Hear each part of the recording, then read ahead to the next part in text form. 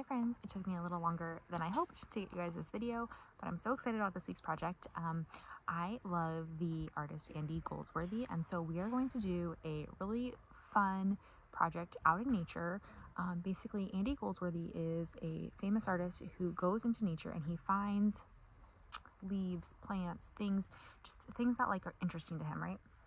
And he makes these temporary sculptures that exist only for the short term, and then he leaves.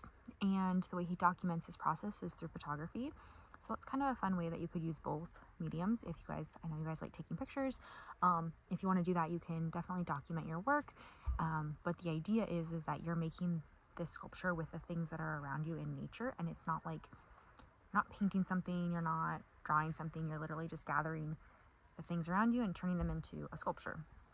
And I really like his work because it allows you to like just kind of play, and obviously as children you guys play all the time, so it'll probably come really naturally to you, but as you get older you kind of lose your sense of play, and this is a really fun way to like bring that back. And it's just a fun creative practice, like depending on whatever space you guys are in, you know, you have a lot of time in nature, so you guys have a lot of options.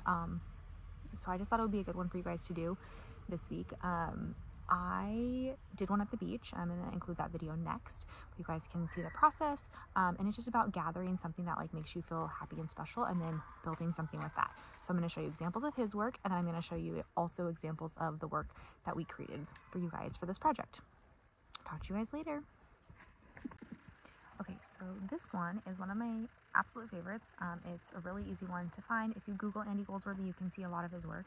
This one I really like because of the way that he layered the colors with the leaves. So he obviously sorted these colors using like the yellows, the oranges, the greens, which is probably something that would be easy to accomplish during the fall. I don't know if it's going to be as easy to do during the summer, but like where I'm at right now, everything is super green, but there's probably shades of green, and so you could do something like that. The other one I really like are these mirrored reflections that he does on water. So you could see like he's building these half circles with the sticks, and then he's creating that reflection in the water.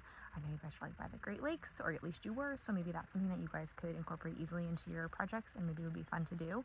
And then obviously you can ask mom to help you document that and take photos of that, and that would be another really fun thing to do. The other one I really like are just these like egg nest things that he makes.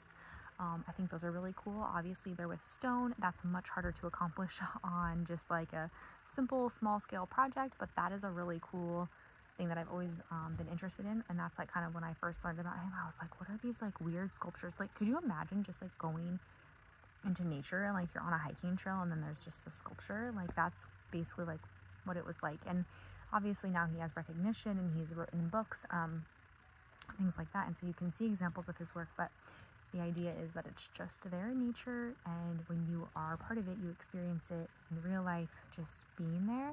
And so I made that, I kind of like inspired by like a yin-yang, like a little circle of black and white, and I thought I would play with that, but then when I got there I was like, no, I want it to be like split in half and half.